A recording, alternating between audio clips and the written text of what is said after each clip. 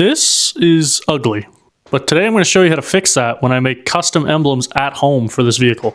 If we're going to take this Outback from a soccer mom machine to something that turns heads when I drive by, although probably not for the reasons I'm hoping,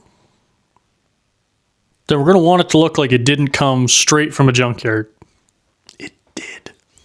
So our first step's fixing this awful paint job that I did. It's kind of a recurring theme here. And then we're going to actually put an emblem on this vehicle instead of just having it blank. Now, we're not just going to add factory emblems back to this car. We're actually going to make some custom overlays for them. Most cars, if you want to change the emblems, I'd recommend just getting a custom emblem, as that probably looks better.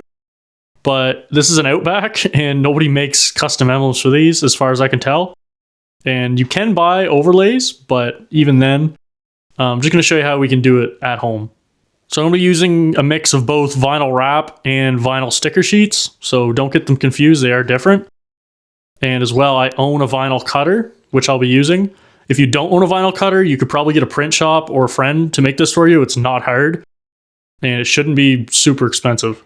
For this method, you are going to want a car that has flat emblems like my Subaru, because something with a 3D emblem is just not going to work, because we're going to be overlaying over top. We're going to tackle this chrome ring, and I'm going to say it right up front. You probably don't want to paint this. I've painted these with different paints and primers before, and unless I'm pretty sure you take the chrome off, you're just not going to get it to stick. So today we're going to try and wrap it with black vinyl, and we're going to see how that works out. All right, y'all, we're out in the shed today. I'm going to show you what we're working with here. So we got this piece from the bean that we stole when it was still with us, and it was totally cracked, so I literally just grabbed it and ripped it off and just broke it, but it doesn't matter because this emblem is all that we want from that. I've also got this chrome ring from my box of parts, as well as this grill. I'm not sure where it came from, but I had it, so we're going to use it. Now that we have everything ready, we're going to jump right into it. Cue the montage.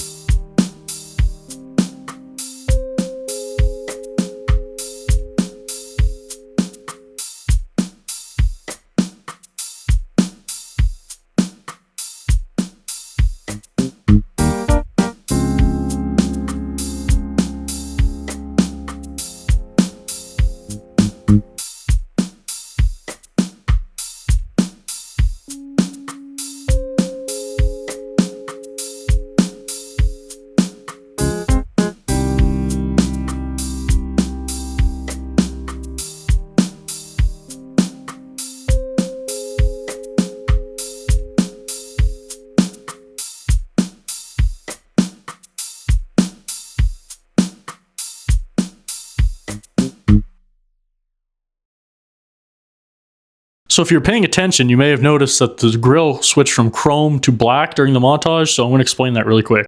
When I originally grabbed the chrome grill, I thought that the discoloration on it was just mud or dirt, but come to find out, after scrubbing and scrubbing, that it was not coming off, and I don't know what it is. It almost seems embedded right into the plastic. So then I realized it would probably just be easier to go out and grab the black grill out of the car and just wrap over that.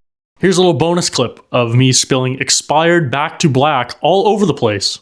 So one little issue, it has snowed the last week here in Canada and the car is covered in ice and it's super cold out, but I wasn't going to let that stop me. Luckily, when I put things back together, I do so very badly, so there was only 2 bolts holding this grill in and I didn't have to spend much time out there at all.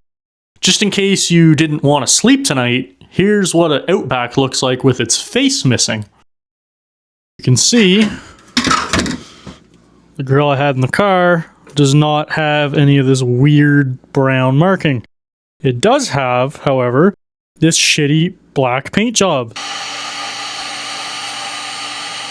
So this is what the grill looks like all finished up. If you look really close, you can see some scorch marks where I got a little too hot with the heat gun, And if you look really, really close, you can see a little bit of chipping from the paint underneath, but I think it'll be okay. I'd still give this an 8 out of 10. Plus, it's an Outback. Anyone looking this close at this thing probably is deranged. So if you're wondering how I made the stars for this emblem, I used a very advanced technique called thievery.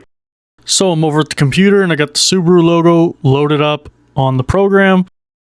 We're going to measure and cut. So we're going to change it over to 3 inches wide in our program. That gives us 1.68 inch tall when it's squared out. And then when we send it through, we'll see it start to cut on our vinyl machine.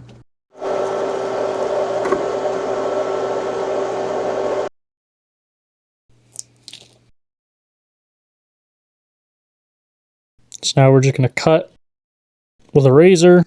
So our next step is to get a little piece of this transfer paper. Pretty much just be barbaric and just rip a piece here. Just set it on top. Alright, so we got our sticker made, our white background is applied, and we're going to attempt to get this straight. So you're going to peel your transfer paper, the sticker's going to come with it, and you pretty well only get one shot at this, so once we go ahead and stick it into its frame, I think it looks pretty good. Ready to be glued onto the car. So we're just going to use some regular super glue for the front part on the grille, and then I'm just going to use some clear silicone for the actual paint on the back of the car. Now, if you've never seen a grown man struggle to try and open not only the childproof lock on the glue container, but the outer packaging as well, then feast your eyes on this masterpiece right here. All right, so we got our super glue, and we're going to pop into that. Maybe. There we go.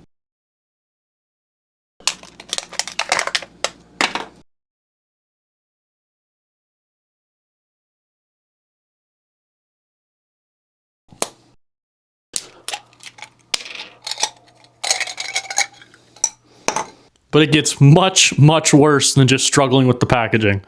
So first you can witness me put way too much glue on this thing, causing it to spill out everywhere. But what's even worse than that is when I made this mistake right here. So I had my cleaning kit out from earlier, and I had this old microfiber towel that was pretty toasted and wasn't worth much, so I figured I would just use that to wipe up the spilled glue. Some of you will know where this is going already. Once I turned the camera off, I grabbed that cloth and proceeded to wipe up all this extra glue right here. My fingers started to burn really badly, so I dropped the cloth instinctively, and when I looked down, the whole thing fused together and started to smoke. Turns out, you're not supposed to mix this type of material with super glue. Suppose if you read the package, it probably says something on that, but we all seen how well I opened it, so I mean, we could just forget about reading it. So I let it dry and came back 24 hours later, and then I was going to put the grill back in the car. And just like that, it's been 24 hours. Everything's all nice and dried. This one's looking good. We're going to apply our emblem, and then we're going to be done. There was yet another snowstorm, so I put the grill back, and then I decided to just drive the car for a few days and wait till clearer weather to do the big reveal. So, here you go. Despite all the bumps, I think it turned out pretty well. I've been driving with them on the car for a few days now, and we've had a snowstorm and a few cold snaps, and no signs of damage or peeling yet, so I think that's a good sign. So I guess that's it for today. The car is a fresh new look, and I didn't burn my house down with a chemical fire. Looks like it's wins all around. I gained about 5 subscribers and a few positive comments from my last video, including this guy who commented, "Head gasket." I like that thing the big YouTubers do where they have those ridiculous comment prompts at the end where they're like, "Oh, if you made it this far in the video, make sure to comment garden hose," or something random. So there you go. If you made it this far, comment "head gasket" down below so I know at least one of you poor souls took the time out of your day to watch this video in its entirety. On a serious note, I do really appreciate all the support.